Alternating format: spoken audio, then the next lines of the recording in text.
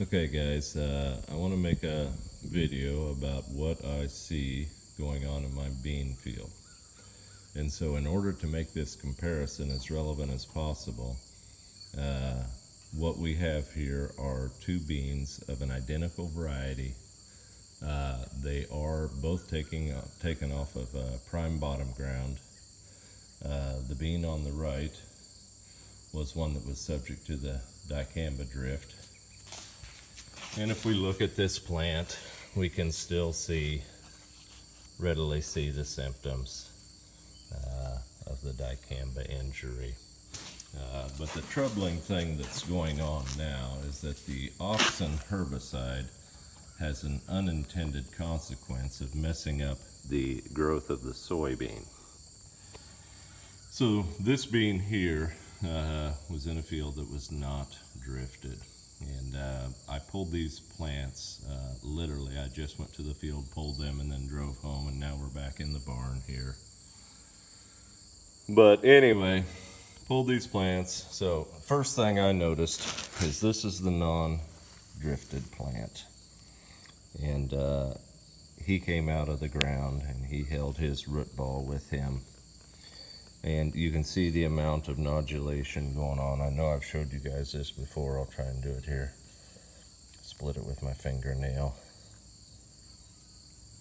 But you look at the inside. Come on, camera focus. There we go. Split that nodule open and you can see the red. So this soybean is very actively fixing nitrogen. His stalk has a good amount of thickness, and the bean will carry himself erect very well. This field that was not drifted was planted 2 weeks later than the other field. That was probably one of the factors in the bean not actually getting drifted. So looking at the drifted plant, that's what came out of the ground, literally. Not a whole lot of anything. Not a lot of root ball, which tells me there's not a lot of microbial action going on at the root base there. But the thing that struck me this morning, I'm seeing this in the fields that were drifted, and that's what's going on right here. The bean has no stem integrity. The bean trying to grow out of it, so he has put on a bunch of new leaves on the top, but the net effect of that weight on the top without a strong stalk to support it or a root mass to support it is that the beans are going down. You see that the drifted bean does have some pods on him. He will most likely yield something, but his pod set is not very impressive, not very impressive at all, and he has no blooming action. Whereas the undrifted bean, we can see blooming action going on. We can see various points of pod fill going on. We can see a relatively normal reproduction going on that plant. And so that is something that we have going on, that just, we've had several days of rain now. We've actually had about a month and a half of rain. But the month and a half of rain is just doing this to the drifted fields.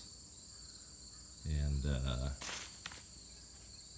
I can tell there's going to be a pretty big yield hit. So we are still have not heard back from our ACA, our certification agency, yet. And so that has been troubling me. It's been rather stressful to be in this, stasis, not knowing exactly what was going on where. That combined with seeing the field go downhill, so to speak, and the beans just flop over and lay down, it's pretty troubling. So anyway, I just wanted to show you these two plants. Once again, same variety, picked the exact same time. The population was the same. They were both taken on bottom ground. Soil type was the same. Like I said, there was a 2 week difference. This plant here was planted 2 weeks, I think, and 2 weeks and 3 days later than that plant there. But another look at something that's going on in the drifted fields, and it doesn't make me happy. Thanks, guys.